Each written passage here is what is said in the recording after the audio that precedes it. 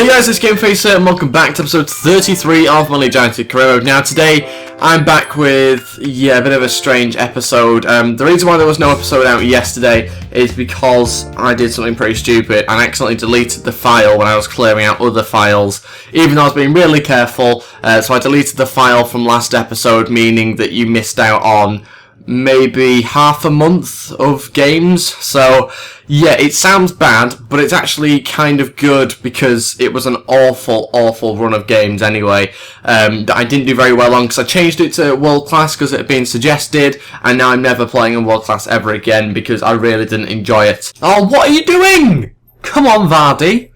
But I am left with audio files, so I've got the audio for it, I just don't have the actual video.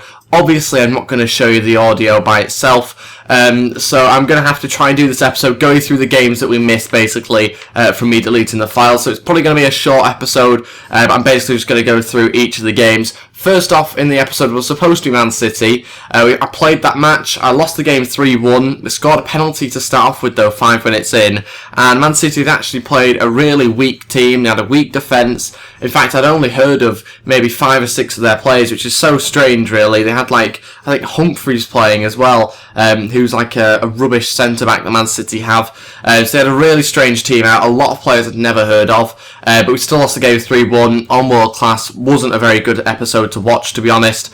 Then we went through this when we simmed that match. We won 2-0. I think we simmed the QPR game as well. We got 2-2 in that match, which isn't too bad. Canada, we won 2-1. We simmed that one, and simmed again. We won 5-0. Then we had Man United. I played that match, and we lost the game 1-0. Now, the most frustrating thing about this is that, well, they scored in the 90th minute. No way, this is about to be a goal. And it is. 90th minute, it would be. It really would. Rubbish. Absolutely terrible.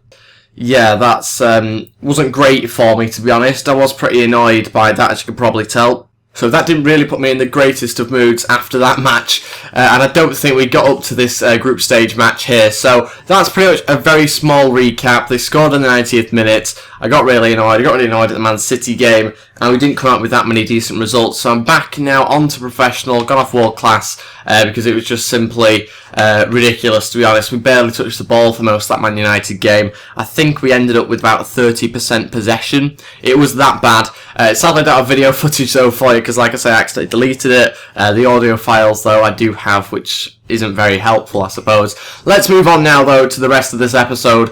And if we could go hit 20 likes on this video, it'd be really appreciated. Also, don't forget to go subscribe as well. That'd be absolutely fantastic. Let's move on to the player developments. And basically, just go ahead with these 5 players. I was improving them in the previous episode that you didn't see, in episode 33 that isn't actually on the channel. And basically, Jack Butland went up to 78 overall, and he's actually quite close to 79. He's halfway there now. Byram's close to 75, as is Cook, and Moat's getting close to 72, so it is really impressive. Some of the overalls going up quite nicely there.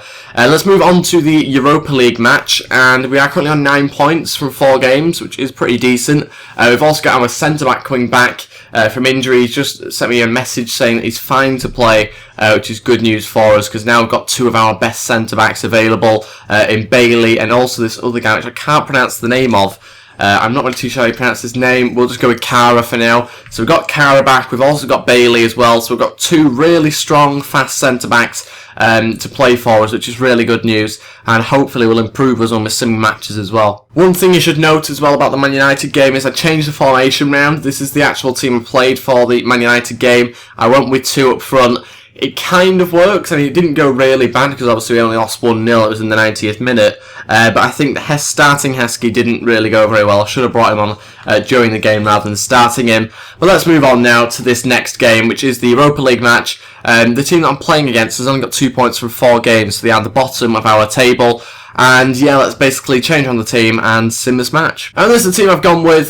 Jack Butland starts in goal, as you'd expect. Berardi on the right-hand side of defence with Bailey and Cooper at centre-back. That means Kara does not come back into the team. I don't think he's quite fit enough to get into the side yet. Gomez at left-back with Braidcut and Cook in front of them. And Ganu Karuri, centre attacking mid. Can't pronounce his name whatsoever. Grealish on the left, Byram on the right, and NG up front as always. That's the bench. Dwight Gale starts. Vardy, that means, drops to the reserves. And yeah, we'll go ahead and sim this match. Quick warning though, there won't be any games played in this episode due to a lack of time really to get an episode recorded. So it will just be pretty much simming matches, sadly, and going through the team a little bit. I'll probably do a squad report as well, just so you guys know whereabouts we are currently with the side. But yeah, like I said, this team hasn't had great results in the last 3 games. You can see there, had 2 draws and 1 loss. And let's see how we can get on against them. We should really be beating them with the team that we've got compared to theirs, and especially because we're at home as well. 25 minutes in, still 0-0, still looking for the opening goal for us. 40 minutes into this match now, still no goal. That's a bit of a surprise into the second half. And we are going to skip, I think, with maybe 15 minutes left if we haven't scored still. And we got, well, there's 2 goals at once. NG scores, then Peterson scores to make it 1-1. We're going to skip. And the game finishes 1-1. A draw's not too bad. If it had been a loss, then I would have been worried.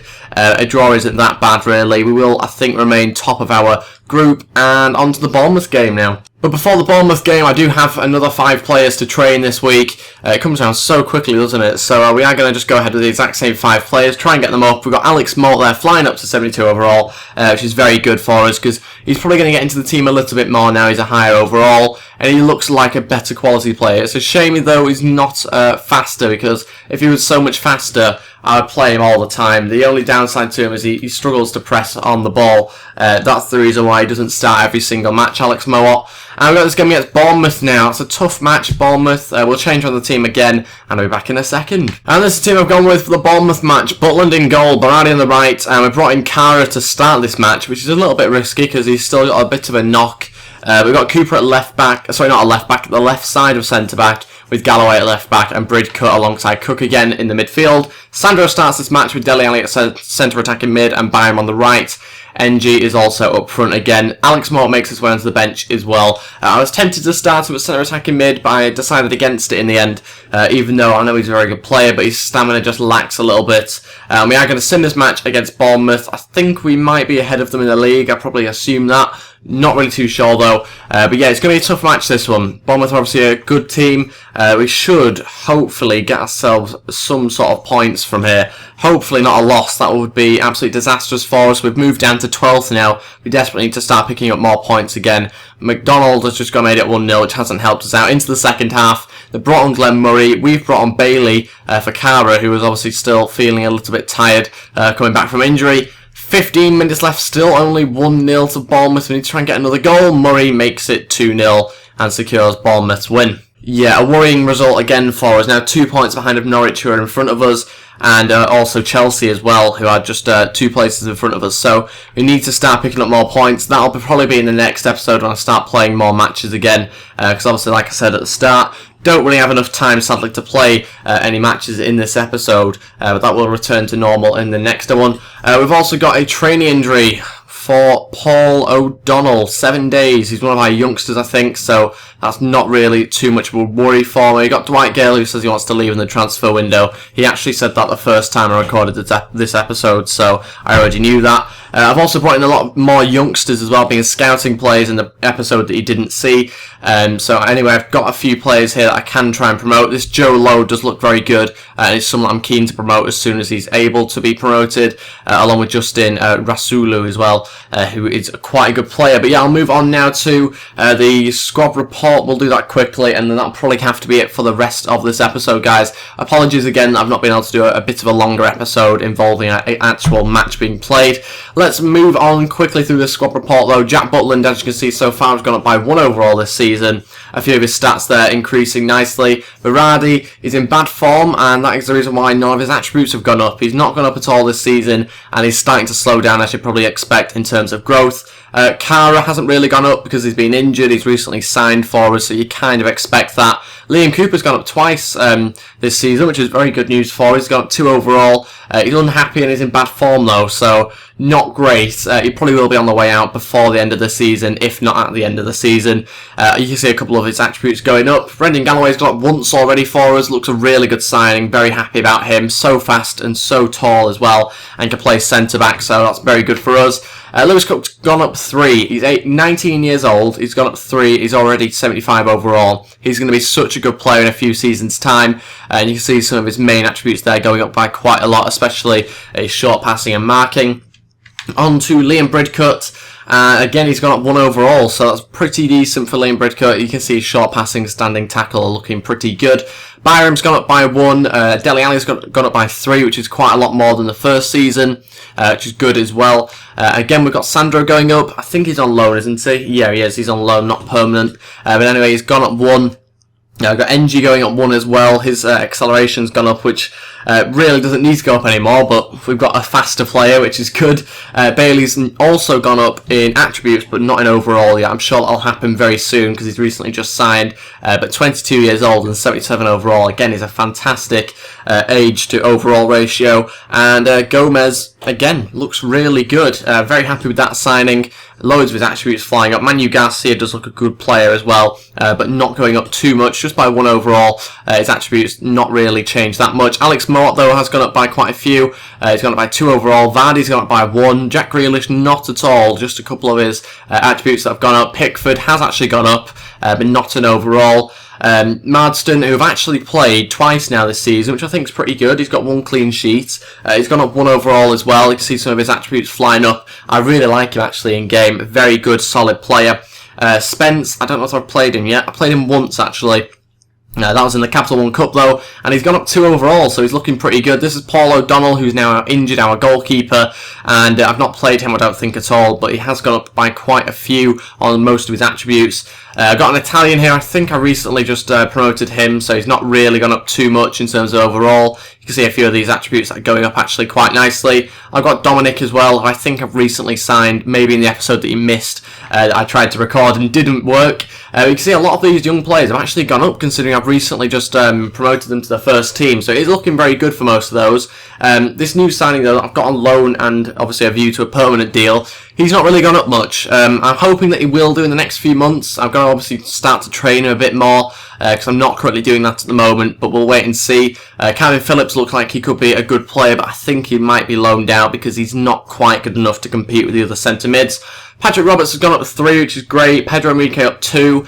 Charlie Horton hasn't gone up at all. Neither has Chris Dawson. Bataka's gone up 1. Dwight Gale hasn't gone up at all either. He's only played 11 games though, which is maybe not as many as he'd want, but it is quite a competitive squad, so you can kind of understand why he's not gone up in overall. Tommy Smith, again, hasn't gone up in overall. Heskey's going down, as you'd expect. He's 38 now. Lee Owen, one of my players I've sent out on loan to Wolves, he has gone up in a few of his attributes. David Shelton's gone up by 2. Batista's gone up by 3, which is looking very good for a 16-year-old. That's 66 overall. It's the same as Calvin Phillips, except he's 5 years younger. We've got Ryan Duffy going up by 2, Chris Williams up by 3, John Hughes up by 2, and that is everyone in my squad. And that is it for the episode, guys. Apologies again that it's probably a little bit shorter and doesn't have any matches that I'm playing, but that sometimes happens, and yeah, it was completely my fault about deleting the file by accident, especially when I was trying to be really careful as well with what I was deleting. I can't believe I did that. I'm quickly going to do the scouting updates, just so we have a bit more to add to the episode. I think I'm going to promote this guy actually, or sign him up even. We'll see what he's like. Same with this other Italian, again, looks pretty decent. We're going to reject this guy, reject Raphael. Moving on to the English players, we will reject him, and I think we'll promote Danny Henry. If we can. No, we can't. We don't have enough wage. That's not great news. How much do we need? Yeah, that'll do. Okay, that is it for the episode. Sorry it's been a bit of a strange one, but thank you very much for watching. If you did enjoy this, then please hit the thumbs up button and also go subscribe as well. If we could go hit 20 likes on this video, that'd be really appreciated. And I'll see you guys next time. Goodbye.